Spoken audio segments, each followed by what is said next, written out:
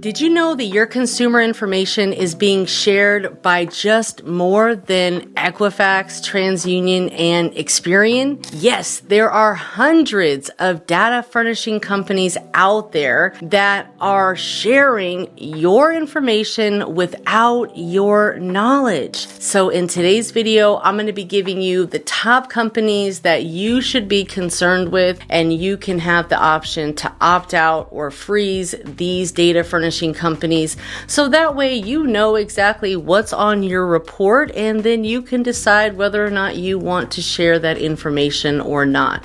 Me personally, I leave mine locked and I opt out of data sharing. And if for some reason I need to opt back in, which there are reasons out there, and we'll go over those in just a second, but you can always opt back in. They'll send you a code in the mail that you would need, or when you're initially signing up, you'll get a code where you can lock and unlock those reports. So just make sure that you keep all of the communications from these companies. So in the future, if you do decide to opt back in or you need to, then you can do so. But inside of the Credit Secrets Guide, I give you all of these company information and of everything right here in a snapshot view, and also give you access so you can download the PDF of the list of all of these companies that provide consumer data without our knowledge, without our permission.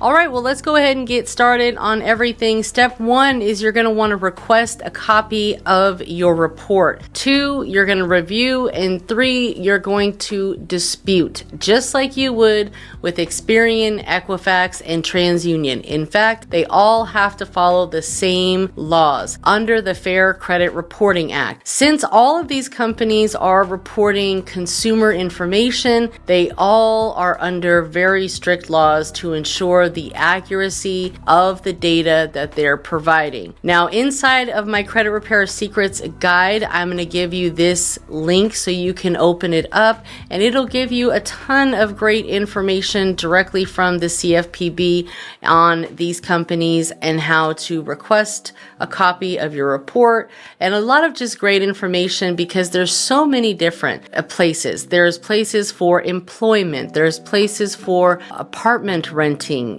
screening, tenant screening, all of these different places that we probably may have never even heard of. But let's just go over some of the top companies and review why they are important and why you might need to unfreeze at some point. First up, we have LexisNexis. They are by far one of the biggest data furnishing when it comes to consumer and business. So LexisNexis has been around. They're darn near like the 4th largest data furnishing company out there, to be honest. And they are the ones that actually report bankruptcy information to Experian, Equifax, and TransUnion. There's 2 companies out there that focus on bankruptcies, and that is LexisNexis and LCI. Now, LCI is actually owned by TransUnion, so there you have it with them. But on the flip side of that, you can request your consumer report right here from LexisNexis. You just want to go to your consumer disclosure, go to the customer portal, and request your disclosure online. Okay, you can do it all online. If for some reason they can't verify you, they do have a phone number where you can call and request it over the phone. It is completely free. Okay, so if you do happen to see any data that is inaccurate, that does not belong to you, maybe is, a family member's, then hey, you can dispute it. You have the right to dispute. You can dispute things via phone, but what I would recommend is disputing information right like you would with the credit bureaus via mail. Okay, that way they cannot say that they did not get it. You have everything in writing, so on and so forth. So there's a few things that need to happen. Number one, if you decide that you want to freeze your data so it won't be shared with anybody else, you can certainly do a security freeze. Okay, now when you do a security freeze, they're going to send you like a little code. You want to make sure to keep that code, because that's going to allow you to freeze and unfreeze your data. Because what happens is is LexisNexis is such a large company that a lot of data comes from them. So when you are getting maybe a quote to get auto insurance, they're going to use data from LexisNexis in most cases. So even for myself, when I got a new auto insurance policy, for whatever reason, they weren't able to verify me. So they kept on trying to ask me all these other questions and, you know, the spelling of my name and all that good stuff. But what it boiled down to was I had my LexisNexis frozen. So when they were trying to verify me through them, they weren't able to get any information. So I actually had to call LexisNexis and have them unfreeze it for like 48 hours and then have the insurance company re-pull, because not only does LexisNexis share data about, you know, consumer reporting, but they also do insurance driving records. So they have just a ton of information on people. And in fact, a lot of people, when they're being skip traced, those companies have portals to LexisNexis and they can log in and look up your information. So that's why it's really important to not only opt out, or should I say freeze with them, but also request that report and dispute anything that might not be accurate, or, you know, whatever the case may be, and ensure that everything on there is correct, including your current address. A lot of people also, when it comes down to a bankruptcy, this is really important. Pay attention, okay? And by the way, if you are not subscribed to the channel, make sure you have subscribed. Give me a huge thumbs up. Check in the comments below. Let me know you're here, okay? But when it comes to a bankruptcy, you need to dispute the bankruptcy directly with LexisNexis first, okay? You need to do that before you even talk to the credit bureaus about it, because the credit bureaus are getting the data from LexisNexis. So deal with LexisNexis first, dispute with them, freeze it, okay? So that way when you do go to the credit bureaus and you dispute your bankruptcy, especially with Experian and Equifax, you're letting them know, hey, this is not accurate, this is an error, I don't know where you got this information. They, as in the credit bureau, is not able to go back to LexisNexis and verify the data. Now, it's not a foolproof system, but it's certainly a good method to use.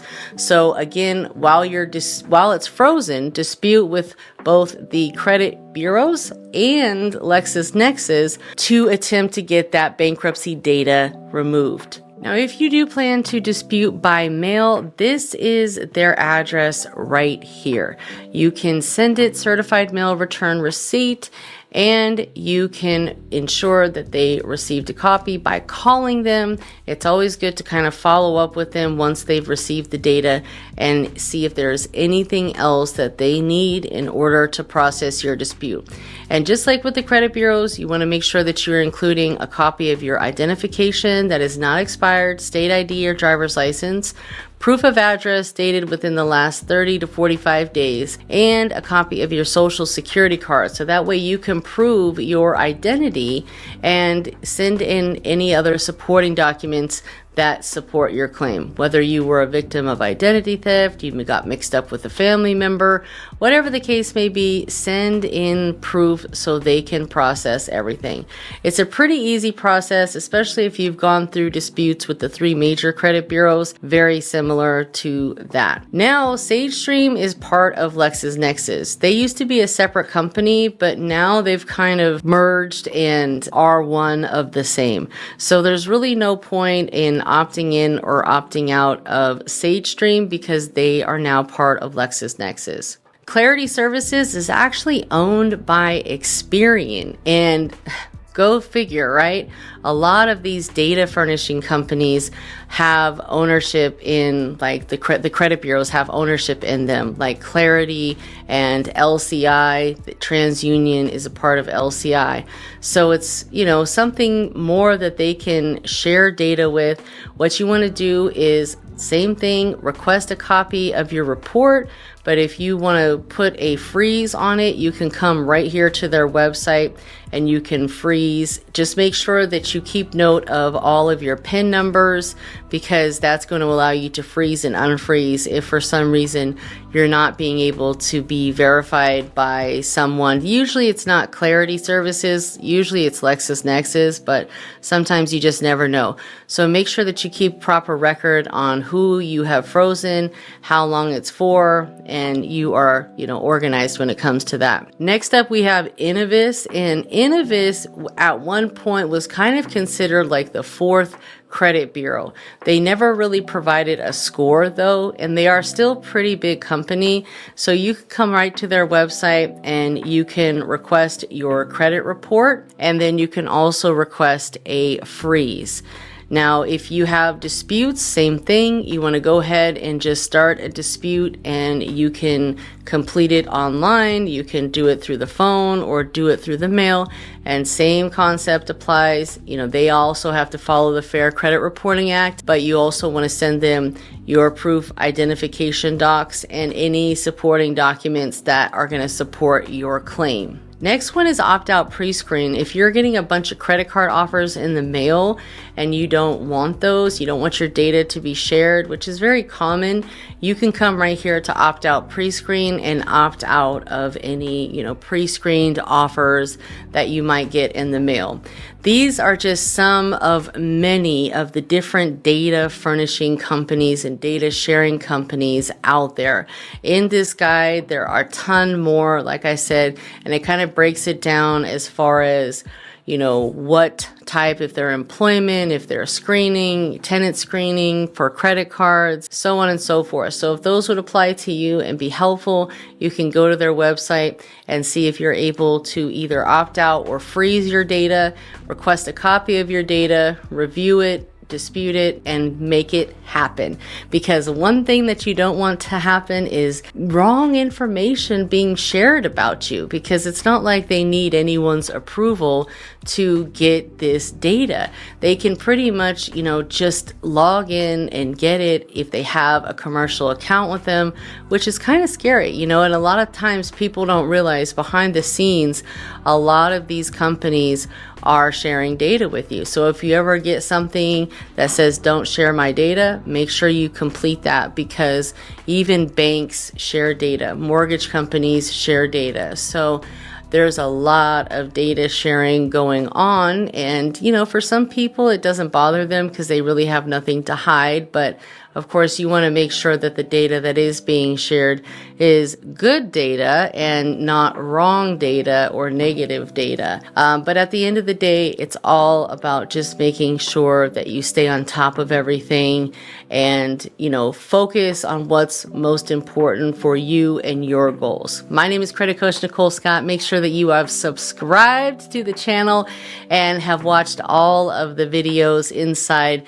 of the Credit Repair Secrets playlist. There is a ton of them in there, and I give you everything from, how to dispute, different methods, different ways of thinking to kind of get your wheels spinning up there to help you fix your credit, help others fix their credit. Most importantly, have long-term success. Credit is certainly a game. You got to know how to play it. It's something that's not taught to us. So we have to take our time to learn, and it will be well worth it. We have to use credit for the tool that it is and not use it as, something that could potentially harm us. We want to be on the good, healthy side of the fence when it comes to our credit and be able to leverage it to build wealth. I appreciate you guys watching, and I'll see you next time.